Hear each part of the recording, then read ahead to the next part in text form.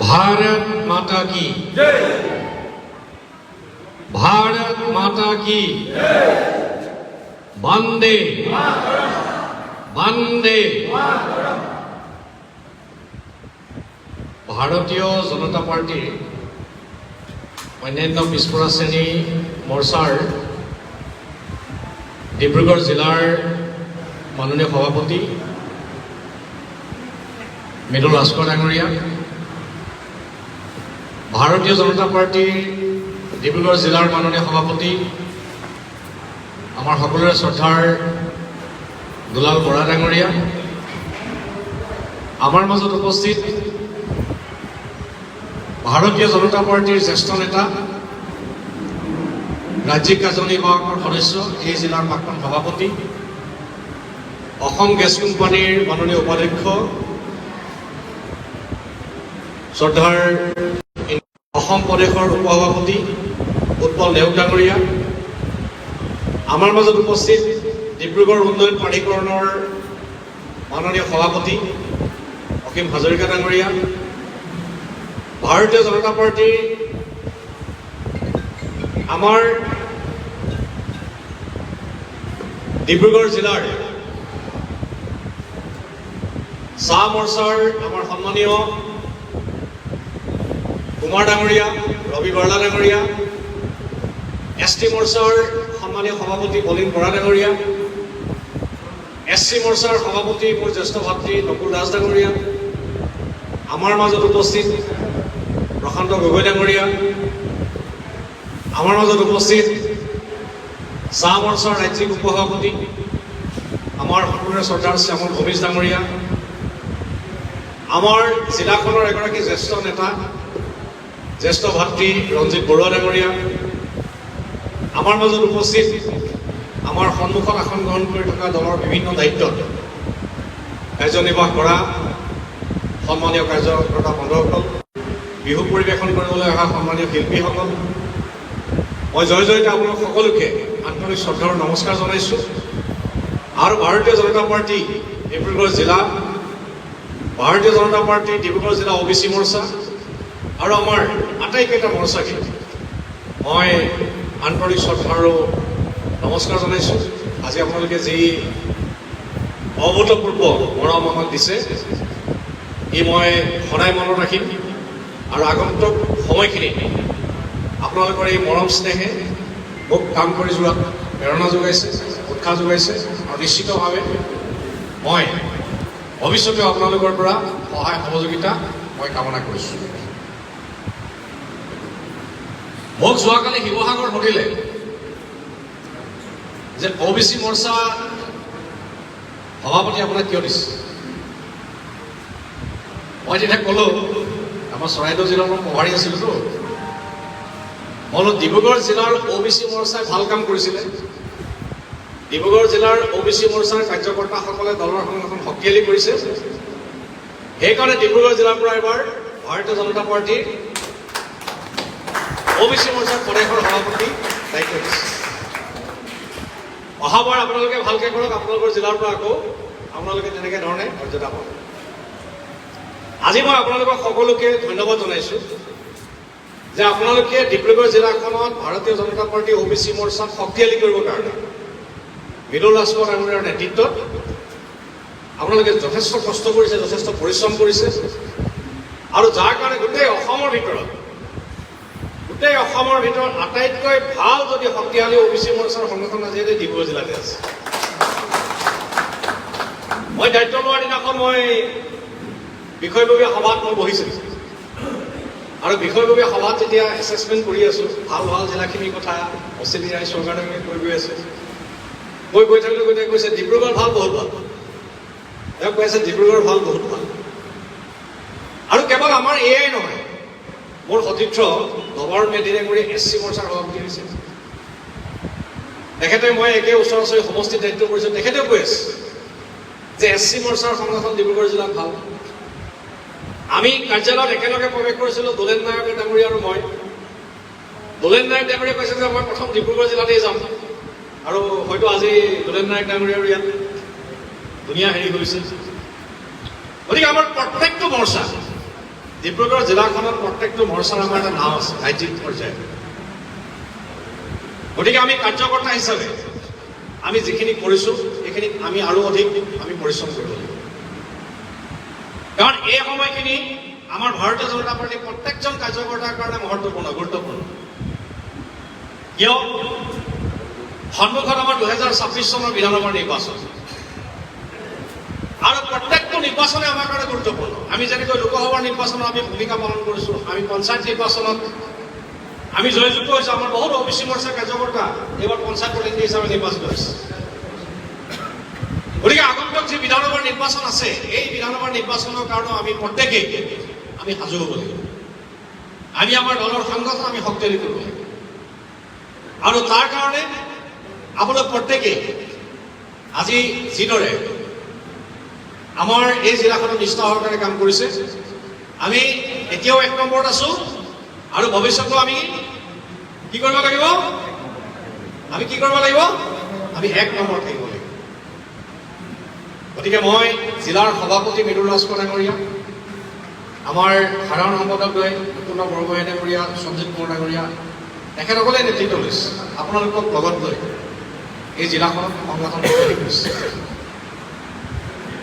আজি এটা কথা মই ক'ব বিচাৰিছোঁ, ভাৰতীয় জনতা পাৰ্টী আজি ডিব্ৰুগড় জিলাত বহুত শক্তিশালী অৱস্থাত আছে।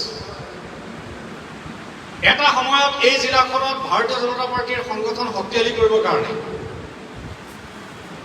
ভাৰতীয় জনতা পাৰ্টীৰ দলৰ সংগঠন ইয়াত শক্তিশালী কৰিবৰ কাৰণে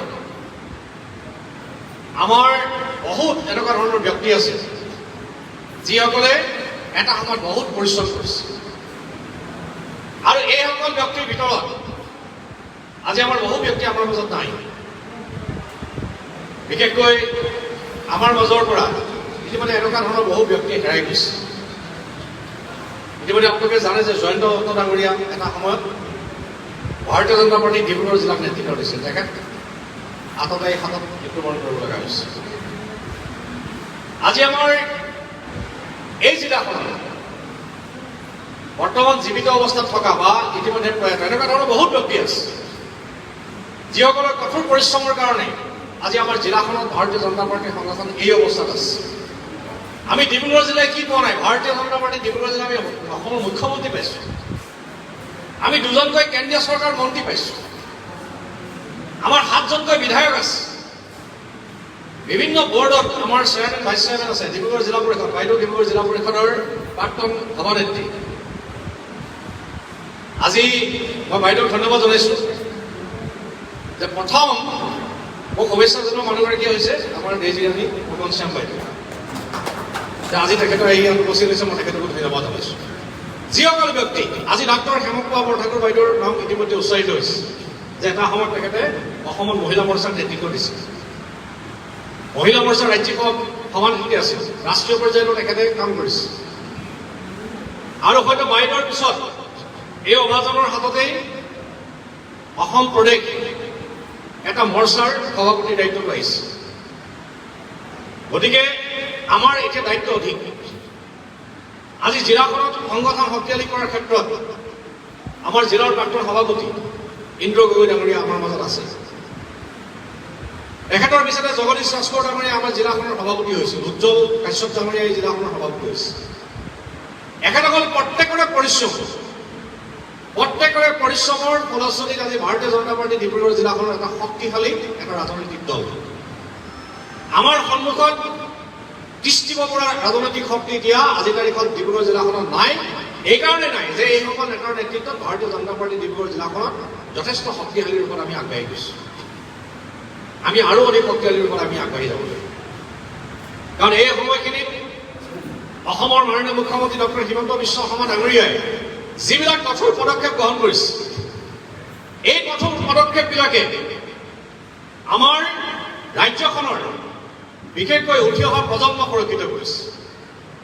আৰু উঠি অহা প্ৰজন্ম বুলি কওঁতে আমাৰ অন্যান্য পিছপৰা শ্ৰেণীৰ অন্তৰ্ভুক্ত যিবিলাক জনগোষ্ঠী আছে, সি আমাৰ নাথযোগীয়ে হওক, সি আমাৰ সুত সম্প্ৰদায়ে হওক, আমাৰ টাই আহোমসকলেই হওক, আজি মৰাণসকলেই হওক, মটকসকলেই হওক, চুতীয়াসকলেই হওক, কুচাবংশীসকলেই হওক, আজি চাহ বাগিচাৰ চাহ জনগোষ্ঠীয়ে হওক, আদিবাসীসকলেই হওক, যিসকল আজি আমাৰ OBCৰ অন্তৰ্ভুক্ত, এই সকল লোকক আটাইতকৈ বেছি সুৰক্ষিত কৰিছে। কাৰণ এই সময়খিনিত আমাৰ মিছন বসুন্ধৰাৰ অধীনত যিমানবিলাক মাটিৰ পট্টা দিয়া হ'ল, এই মাটিৰ পট্টাবিলাক আমাৰ এই খিলঞ্জীয়া জনগোষ্ঠীসমূহে লাভ কৰিবৰ কাৰণে সক্ষম হৈছে। আজি আমাৰ জনজাতীয় জনগোষ্ঠীসমূহে, অনুসূচিত জাতিৰ লোকসকলে আজি লাভ কৰিবৰ কাৰণে সক্ষম হৈছে। আৰু মাননীয় মুখ্যমন্ত্ৰী ডাঙৰীয়ে বৰ্তমান যিটো এভেকশ্যন ড্ৰাইভ চলাই আছে, বিভিন্ন ঠাইত যে উচ্ছেদ অভিযান চলাই আছে, এই উচ্ছেদ অভিযানেও যদি কাৰোবাক সুৰক্ষিত কৰিছে, এয়া অসমৰ ভৱিষ্যত প্ৰজন্মক সুৰক্ষিত কৰিছে, অসমৰ উঠি অহা প্ৰজন্মক সুৰক্ষিত কৰিছে, আৰু আমাক সুৰক্ষিত কৰিছে, অন্যান্য পিছপৰা শ্ৰেণীৰ ৰাইজক সুৰক্ষিত কৰিছে। সেইকাৰণে আমাৰ দায়িত্ব অধিক। আমি দায়িত্ব সহকাৰে কাম কৰিব লাগিব। আমি ডিব্ৰুগড় জিলাখনৰ আমাৰ 18টা মণ্ডল, এই 18টা মণ্ডলতে আমি আমাৰ দলৰ সংগঠন আমি শক্তিশালী কৰিব লাগিব। আৰু আমি আমাৰ পঞ্চায়ত পৰ্যায়ত, আমাৰ বুথ পৰ্যায়তো ভাৰতীয় জনতা পাৰ্টি আমি শক্তিশালী ৰূপত আমি আগুৱাই দিব লাগিব। যদিও আজি আমাৰ চাহ মৰ্চা আছে, চাহ মৰ্চা থাকিলেও চাহ জনগোষ্ঠীৰ বহুখিনি এনেকুৱা ধৰণৰ ঠাল ঠেঙুলি আছে যিখিনি OBCৰ অন্তৰ্গত। গতিকে আমি সকলোৱে সমিল মিলেৰে আমি কাম কৰিব লাগিব। আমি আমাৰ দলৰ সংগঠনক আমি আগুৱাই লৈ যাব লাগিব। মই এই সভাখনত আপোনালোকক বেছি দীঘলীয়া বক্তব্যৰে মই আমনি কৰিব বিচৰা নাই। খালি মই এটা কথাই উপলব্ধি কৰোঁ, যোৱা পৰহি দিনাখন মই ভাৰতীয় জনতা পাৰ্টীৰ OBC মৰ্চাৰ অসম প্ৰদেশৰ সভাপতি হিচাপে মই দায়িত্বভাৰ গ্ৰহণ কৰিছোঁ। আৰু দায়িত্বভাৰ গ্ৰহণ কৰি মোৰ প্ৰথম কাৰ্যসূচী হিচাপে মই লৈছোঁ, সেয়া হৈছে আমাৰ বিশ্ব ঐতিহ্য ক্ষেত্ৰ চৰাইদেউ মৈদামত আমাৰ যিসকল স্বৰ্গদেউ তাতে আমাৰ মৈদাম আছে, মই সেই পূৰ্বপুৰুষসকলৰ শ্ৰীচৰণত মই যোৱাকালি সেৱা জনাইছোঁ, তেখেতসকলৰ পৰা আশীৰ্বাদ লৈছোঁ। আৰু এইকাৰণে আশীৰ্বাদ লৈছোঁ কাৰণ 1200 শতিকাত স্বৰ্গদেউ চাউলুং চুকাফাই যিদৰে আজি আমাৰ অসমৰ বিভিন্ন জাতি জনগোষ্ঠীৰ মাজত ঐক্য, সম্প্ৰীতি, ভাতৃত্ববোধ শক্তিশালী কৰি সকলোকে লগত লৈ সকলোকে ঐক্যবদ্ধ কৰি যিদৰে বৰ অসমৰ ভেটি ৰচনা কৰিছিল, যিদৰে আজি আমাৰ অসম ভাৰতবৰ্ষৰ বুকুত, বিশ্বৰ বুকুত এখন শক্তিশালী ৰাজ্য হিচাপে প্ৰতিষ্ঠা কৰিছিল, 17 বাৰকৈ মোগলৰ আক্ৰমণক প্ৰতিহত কৰিছিল, সেই স্বৰ্গদেউসকলৰ শ্ৰীচৰণত প্ৰণিপাত জনাই মই মোৰ যাত্ৰা আৰম্ভ কৰিছোঁ। আৰু আজি মই স্বৰ্গদেউ সৰ্বানন্দ সিংহৰ দেৱৰ যি আমাৰ মৈদাম আছে তিনিচুকীয়াৰ গুইজানত, মই তালৈ গৈছোঁ। আৰু আমাৰ মৰাণ জনগোষ্ঠীৰ পৰম্পৰা অনুসৰি পৰিচালিত আমাৰ যিখন দিচাম দেওসত্ৰ, তাতো মই আমাৰ পূৰ্বপুৰুষসকলৰ দেওসকলৰ আশীৰ্বাদ লৈছোঁ। আৰু পূৰ্বপুৰুষসকলৰ উপৰিপুৰুষৰ আশীৰ্বাদ লৈ, আপোনালোকৰ আশীৰ্বাদ লৈ আমি এই যাত্ৰা আৰম্ভ কৰিব বিচাৰিছোঁ। এইকাৰণে আমি এই যাত্ৰা আৰম্ভ কৰিব বিচাৰিছোঁ, আমাৰ অসমীয়া জাতীয় জীৱন এটা জটিল সন্ধিক্ষণৰ আমি মুখামুখি হৈছোঁ। আজি অসমৰ বিভিন্ন প্ৰান্তত যিদৰে বাংলাদেশীৰ আগ্ৰাসন, সন্দেহযুক্ত লোকৰ আগ্ৰাসন, ইছলামিক শক্তিৰ যিটো আগ্ৰাসন, এই আগ্ৰাসনে আমাৰ খিলঞ্জীয়া জাতি জনগোষ্ঠীসমূহৰ প্ৰতি চৰম ভাবুকি কঢ়িয়াই আনিছে। আৰু এই সময়খিনি সেইকাৰণে আমাৰ আটাইতকৈ ডাঙৰ দায়িত্বটো হ'ল যে আমাৰ অন্যান্য পিছপৰা শ্ৰেণীৰ অন্তৰ্ভুক্ত যিবিলাক জনগোষ্ঠী, আমাৰ অনুসূচিত জনজাতি, অনুসূচিত জাতিৰ অন্তৰ্ভুক্ত যিবিলাক আমাৰ জনগোষ্ঠী, আটাইবিলাক জনগোষ্ঠীৰ আমি সুৰক্ষাৰ কাৰণে, সাংবিধানিক সুৰক্ষাৰ কাৰণে ইতিমধ্যে মাননীয় মুখ্যমন্ত্ৰী ডাঙৰীয়াৰ এই পদক্ষেপখিনি আমি ৰাইজৰ মাজলৈ লৈ যাব লাগিব। আজি যদি অনুসূচিত জাতি, অনুসূচিত জনজাতি, অন্যান্য পিছপৰা শ্ৰেণী ৰাইজক যদি কোনোবাই সুৰক্ষা দিছে, কোনোবাই যদি সাংবিধানিক অধিকাৰ দিছে, এয়া ভাৰতীয় জনতা পাৰ্টী চৰকাৰে দিছে, নৰেন্দ্ৰ মোদী ডাঙৰীয়া চৰকাৰে দিছে। কাৰণ আজি কংগ্ৰেছ দলটোৱে আজি বিভিন্ন সময়ত তেখেতসকলে ঘৰিয়ালৰ চকুপানী টুকিলেও এটা কথা অতি স্পষ্ট যে আজি আমাৰ অন্যান্য পিছপৰা শ্ৰেণীসকলৰ কাৰণে যিখন আয়োগ, এই আয়োগখন সাংবিধানিকভাৱে স্বীকৃতি প্ৰদান কৰিছে ভাৰতীয় জনতা পাৰ্টী চৰকাৰে। আমাৰ অসমতো আজি আমাৰ অন্যান্য পিছপৰা শ্ৰেণীৰ ৰাইজৰ কাৰণে এখন আয়োগ গঠন কৰা হৈছে, কমিশনাৰ এপইণ্টমেণ্ট দিয়া হৈছে, আৰু আমাৰ বিভিন্ন ধৰণৰ বিষয়বিলাক তাত নিষ্পত্তি কৰাৰ কাৰণে ইতিমধ্যে ব্যৱস্থা হৈছে। গতিকে আজি অসমৰ মাননীয় মুখ্যমন্ত্ৰী মহোদয়েও আমাৰ বিভিন্ন ধৰণৰ যিবিলাক প্ৰতিষ্ঠান আছে, বিশেষকৈ আমাৰ engineering college, medical college, IIT বা এনেকুৱা ধৰণৰ যিবিলাক প্ৰতিষ্ঠান, এই আটাইবিলাক প্ৰতিষ্ঠানতে আমাৰ অন্যান্য পিছপৰা শ্ৰেণীৰ অন্তৰ্ভুক্ত যিবিলাক জনগোষ্ঠী, আজি টাই আহোমসকলৰ কাৰণে, মৰাণসকলৰ কাৰণে, মটকসকলৰ কাৰণে, আজি কোচ ৰাজবংশীসকলৰ কাৰণে, চুতীয়াসকলৰ কাৰণে, চাহ জনজাতিৰ কাৰণে, আজি আমাৰ নাথ যোগীসকলৰ কাৰণে সকলোৰে বাবে আসন সংৰক্ষণৰ ব্যৱস্থা কৰিছে। আৰু এই আসন সংৰক্ষণেই নহয়, আজি APSC, UPSC পৰা আৰম্ভ কৰি বিভিন্ন ধৰণৰ যিবিলাক কম্পিটিটিভ এক্সাম, এই এক্সামবিলাকত যাতে আমাৰ যুৱক যুৱতীসকল যাতে যাব পাৰে, তাৰ কাৰণে আমাৰ ডেভেলপমেণ্ট কাউন্সিলবিলাকৰ যোগেদি ইতিমধ্যে প্ৰশিক্ষণৰ ব্যৱস্থা হৈছে। বিভিন্ন স্তৰত আমাৰ যুৱক যুৱতীসকল আজি উপকৃত হৈছে।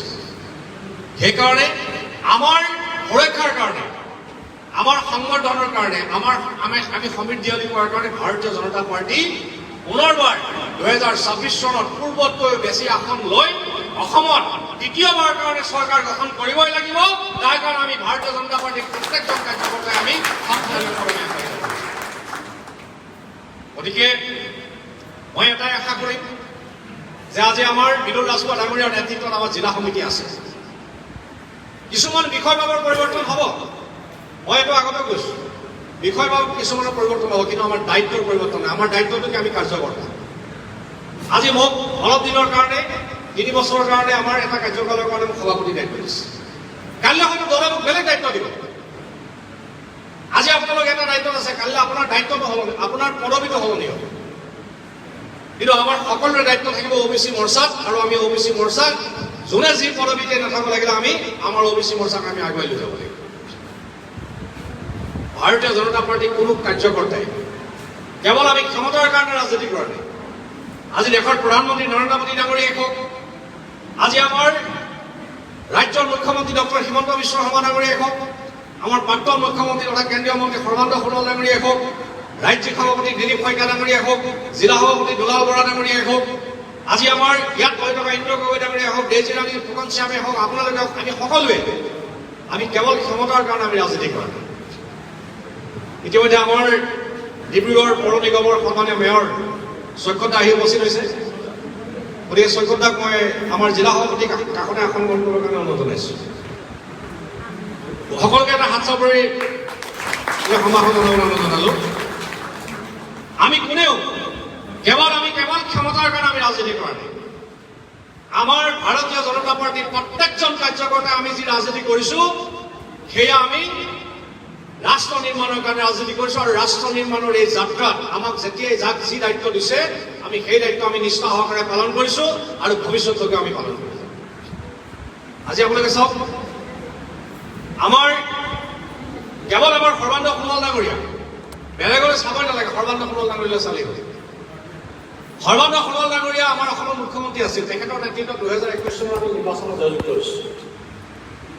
যেতিয়া ভাৰতীয় জনতা পাৰ্টিৰ ৰাষ্ট্ৰ নেতৃত্বই ক'লে যে সোণোৱাল ডাঙৰীয়া আপুনি দিল্লীলৈ আহিব লাগে, ডক্টৰ হিমন্ত বিশ্ব শৰ্মা ডাঙৰীয়া অসমৰ মুখ্যমন্ত্ৰী হ'ব লাগে, সৰ্বানন্দ সোণোৱাল ডাঙৰীয়া হাঁহি ডক্টৰ হিমন্ত বিশ্ব শৰ্মা ডাঙৰীয়া গামোচা পিন্ধাই তেখেতক অসমৰ মুখ্যমন্ত্ৰী আসনলৈ আগুৱাই দিছে। আজি যদি আপোনালোকে চাই যে ভাৰতবৰ্ষৰ ৰাজনীতিত এনেকুৱা ধৰণৰ উদাহৰণ আপোনালোকে ক'তো দেখিবলৈ নাপায়, কেৱল ভাৰতীয় জনতা পাৰ্টিৰ এই আদৰ্শ মই দেখিবলৈ পাওঁ। আজি সৰ্বানন্দ সোণোৱাল ডাঙৰীয়াৰ উপৰি মই 3টা উদাহৰণ দিওঁ। দেৱেন্দ্ৰ ফাডনবিছ ডাঙৰীয়া মহাৰাষ্ট্ৰৰ মুখ্যমন্ত্ৰী আছিল। পৰিৱৰ্তিত পৰিস্থিতি যেতিয়া ভাৰতীয় জনতা পাৰ্টিয়ে কৈছে ফাডনবিছ ডাঙৰীয়া আপুনি এবাৰ মুখ্যমন্ত্ৰী নহয় উপ মুখ্যমন্ত্ৰী হ'ব লাগে, তেখেতে 2টা বছৰ উপ মুখ্যমন্ত্ৰী হিচাপে কাৰ্যনিৰ্বাহ কৰিছে। কিন্তু মহাৰাষ্ট্ৰৰ জনসাধাৰণে দেখিলে যে বিজেপি দলৰ কাৰ্যকৰ্তা এটা সময়ত মুখ্যমন্ত্ৰী আছিল, এতিয়া উপ মুখ্যমন্ত্ৰী হৈ আছে। বিজেপিৰ কাৰ্যকৰ্তাজন কোনো কাৰণত উপ মুখ্যমন্ত্ৰী হৈ থাকিবলগীয়া নহয়, তেখেত মুখ্যমন্ত্ৰী হ'ব লাগিব। আৰু সেইকাৰণে ভাৰতীয় জনতা পাৰ্টিক এইবাৰ মহাৰাষ্ট্ৰত ইমান বেছি আসন দি দিলে, দেৱেন্দ্ৰ ফাডনবিছ ডাঙৰীয়া এতিয়া মহাৰাষ্ট্ৰৰ মুখ্যমন্ত্ৰী। শিৱৰাজ সিং চৌহান ডাঙৰীয়া মধ্যপ্ৰদেশৰ মুখ্যমন্ত্ৰী আছিল। বসুন্ধৰা ৰাজে সিন্ধিয়া ডাঙৰীয়ানী ৰাজস্থানৰ মুখ্যমন্ত্ৰী আছিল। ৰমন সিং ডাঙৰীয়া ছত্তীশগড়ৰ মুখ্যমন্ত্ৰী আছিল। পৰৱৰ্তী সময়ত তেখেতসকলৰ দায়িত্ব সলনি হৈছে। গতিকে ভাৰতীয় জনতা পাৰ্টিয়ে এটা ৰাজনৈতিক দল, পাৰ্টি উইথ এ ডিফাৰেন্স, যি কেৱল আমাৰ কাৰ্যকৰ্তাসকলে কেৱল আমি ক্ষমতাৰ কাৰণে আমি ৰাজনীতি কৰা নাই, আমি ৰাষ্ট্ৰ নিৰ্মাণৰ কাৰণে ৰাজনীতি কৰিছোঁ। আজি ডেইজি বাইদেউ আমাৰ মাজত বহি আছে, যোৱাবাৰ তেখেত জিলা পৰিষদৰ চেয়াৰমেন আছিল।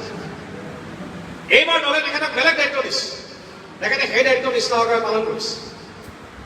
ইন্দ্ৰ গগৈ ডাঙৰীয়া আমাতকৈ বহুত আগৰ পৰা ভাৰতীয় জনতা পাৰ্টি কৰিছে।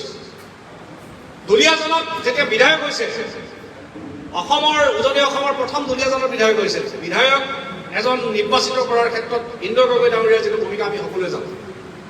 কিন্তু ইন্দ্ৰ গগৈ ডাঙৰীয়াৰ কেতিয়াবা দায়িত্ব সলনি হৈছে, কিন্তু তেখেতে পদবী সলনি হৈছে, কিন্তু কোনোদিন ইন্দ্ৰ গগৈ ডাঙৰীয়াক আপুনি দলৰ বাহিৰত বা দলৰ পৰা আঁতৰত থাকি ছুটি লোৱা মই আজিলৈকে দেখা নাই। নিৰবিচ্ছিন্নভাৱে ইন্দ্ৰ গগৈ ডাঙৰীয়াই যি দায়িত্ব দিছে সেই দায়িত্ব পালন কৰিছে। এইসকল হৈছে আমাৰ ইনস্পিৰেশ্যন, আমাৰ কাৰণে আদৰ্শ। গতিকে আমি এইসকল ব্যক্তিৰ আদৰ্শৰে আমি আগবাঢ়ি যাব লাগিব। আৰু আগন্তুক সময়খিনিত ভাৰতীয় জনতা পাৰ্টীক শক্তিশালী কৰাৰ কাৰণে আজি আমাৰ কিষাণ মৰ্চাৰ সভাপতি আমাৰ কিৰণ ভূঞা ডাঙৰীয়া আছে। আজি আমাৰ ইয়াতে চাহ মৰ্চা আমাৰ আছে। গতিকে মহিলা মৰ্চা বাইদেৱে মোলৈ ফোন কৰিছে, তেখেত আহিব পৰা নাই, তেখেত আজি উপস্থিত থাকিব পৰা নাই। গতিকে মই সকলোকে শুভেচ্ছা জনাইছোঁ, সকলোকে ধন্যবাদ জনাইছোঁ। আৰু মই আপোনালোকক এটা কথাই কওঁ, ডিব্ৰুগড় জিলাত কোনে কি দায়িত্ব ল'ব, কোন কি পদত থাকিব, এই ক্ষেত্ৰত ৰাজ্যিক সভাপতি হিচাপে, প্ৰদেশৰ সভাপতি হিচাপে মোৰ কোনো ইয়াত চে নাথাকে। আপোনালোকে আলোচনা কৰিব, জিলা সভাপতি ডাঙৰীয়াৰ লগত, জ্যেষ্ঠসকলৰ লগত, আপোনালোকে বিধায়কসকলৰ লগত আপোনালোকে ঠিক কৰিব। আৰু মই এটাই বিশ্বাস কৰোঁ যে ডিব্ৰুগড় জিলাৰ প্ৰত্যেকজন কাৰ্যকৰ্তা যি দায়িত্বই নিদিয়ক লাগিলে শক্তিশালী ওপৰত আগবঢ়াই লৈ যাব পৰা ক্ষমতা আমাৰ প্ৰত্যেকজন কাৰ্যকৰ্তাৰ আছে। গতিকে মই এই বিশ্বাস আপোনালোকৰ সন্মুখত ৰাখিছোঁ। গতিকে বন্ধুসকল, মই বেছি দীঘলীয়া নকৰি মই শেষত এটা কথাই কওঁ, কংগ্ৰেছ দলে বিভিন্ন ধৰণৰ কুকল্পনা আৰম্ভ কৰিছে। কংগ্ৰেছ দলে এতিয়া জাতিবাদৰ নামত, ধৰ্মৰ নামত তেখেতসকলে আজি অসমৰ সমাজ জীৱনত যিবিলাক অপপ্ৰচাৰ, অপব্যাখ্যা আমাৰ ৰাইজৰ মাজত আগবঢ়াইছে, ইয়াক আমি প্ৰতিহত কৰিব লাগিব। আমি প্ৰত্যেকখন গাঁৱত আমি এই তেখেতসকলৰ এই ষড়যন্ত্ৰবিলাকক আমি প্ৰতিহত কৰিব লাগিব। এতিয়া কংগ্ৰেছৰ নেগুৰত ধৰি তথাকথিত জাতীয়তাবাদৰ নাম লৈ কিছুমান ব্যক্তি এতিয়া বিভিন্ন ঠাইত সোমাই পৰিছে, নিজকে দেশপ্ৰেমিক সজাব বিচাৰিছে। অসম আন্দোলনৰ 855 জন অসমীয়া যুৱকৰ হত্যাকাৰী কংগ্ৰেছ দলৰ লগত মিত্ৰিয়ালি কৰা এই যিবিলাক তথাকথিত আঞ্চলিক ৰাজনৈতিক দল, এইবিলাকৰ মুখাবিলাকো খোলাৰ দায়িত্ব আমাৰ OBC মৰ্চাই ল'ব লাগিব। আৰু আগন্তুক সময়ত আমি এইসকলক আমি প্ৰতিহত কৰিব লাগিব। বিভিন্ন সময়ত বিভিন্ন ধৰণৰ কথা ওলাব, দলৰ নেতৃত্বই গোটেই কথাবিলাক চাই আছে। আমাৰ 6টা বিধানসভা সমষ্টি আছে, 6টা বিধানসভা সমষ্টিত কোনে প্ৰাৰ্থিত্ব পাব, ইয়াত লৈ আমি কোনো মূৰ্খৰ দৰকাৰ নাই। পদুম ফুল বা যোনে লৈ আহিব, পদুম ফুল বা যোনে লৈ আহিব, আমি তেখেতৰ লগত আছো।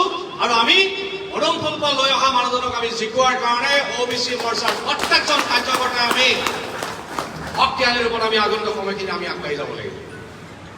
কম্পিটিশ্যন থাকিব, বিভিন্ন সমষ্টিত প্ৰাৰ্থিত্ব প্ৰত্যাশী, প্ৰাৰ্থিত্ব বিচৰা মানুহৰ সংখ্যা আমাৰ একাধিক হ'ব, এইটো স্বাভাৱিক। কিন্তু দলে যিকোনো এজনকেই প্ৰাৰ্থিত্ব দিব, আৰু যাকে প্ৰাৰ্থিত্ব দিয়ে আমি তেখেতকে জিকাবৰ কাৰণে আমি কাম কৰিব লাগিব। গতিকে মই আজি দলৰ সংগঠন শক্তিশালী কৰিবৰ কাৰণে পুনৰবাৰ আপোনালোকক আহ্বান জনাই মই সন্মানীয় দুলাল বৰা ডাঙৰীয়াক মই বিশেষভাৱে ধন্যবাদ জনাইছোঁ যে ভাৰতীয় জনতা পাৰ্টী ডিব্ৰুগড় জিলাই আজি তেখেতৰ নেতৃত্বত আমাৰ সুশীল চাচা ডাঙৰীয়া মোৰ খুব দীৰ্ঘদিনৰ সহযোগী। এটা সময়ত সুশীল চাচা ডাঙৰীয়া আৰু মই, ভূপেন গগৈ, আমি তিনিজনে মুখ্যমন্ত্ৰী ডাঙৰীয়া তেতিয়া কংগ্ৰেছত আছিল। তেতিয়া আমি জালুকবাৰী সমষ্টিত আমি ইলেকশ্যন ইনচাৰ্জ হিচাপে আমি দায়িত্ব পালন কৰিছোঁ। সেই তেতিয়াৰ পৰাই সুশীল চাচা ডাঙৰীয়া, মই, আমি একেলগে আমি কাম কৰা। আজি সেইসকল নেতাৰ নেতৃত্বত আজি ভাৰতীয় জনতা পাৰ্টী ডিব্ৰুগড় জিলাৰ সংগঠন আজি পৰিচালিত হৈ আছে। মই ক'বলৈ গ'লে বহুত এনেকুৱা ধৰণৰ কাহিনী আছে যাৰ অৰিহণাৰ কাৰণে আজি আমাৰ দল শক্তিশালী হৈছে। গতিকে মই সকলোকে আজি ইয়াত উপস্থিত থকাৰ কাৰণে মই শ্ৰদ্ধা জনাই, নমস্কাৰ জনাই, ধন্যবাদ জনাই মই মোৰ বক্তব্য ইমানতে সামৰণি মাৰিছোঁ। আপোনালোকক ধন্যবাদ জনাইছোঁ। জিলা আমাৰ সভাপতি মৃদুল ৰাজখোৱা ডাঙৰীয়া, লগতে আমাৰ সকলো কাৰ্যকৰ্তাকে ধন্যবাদ জনাই মই মোৰ বক্তব্য সামৰণি মাৰিছোঁ। মোৰ লগত একেলগে কওক, ভাৰত মাতা কি জয়। ভাৰত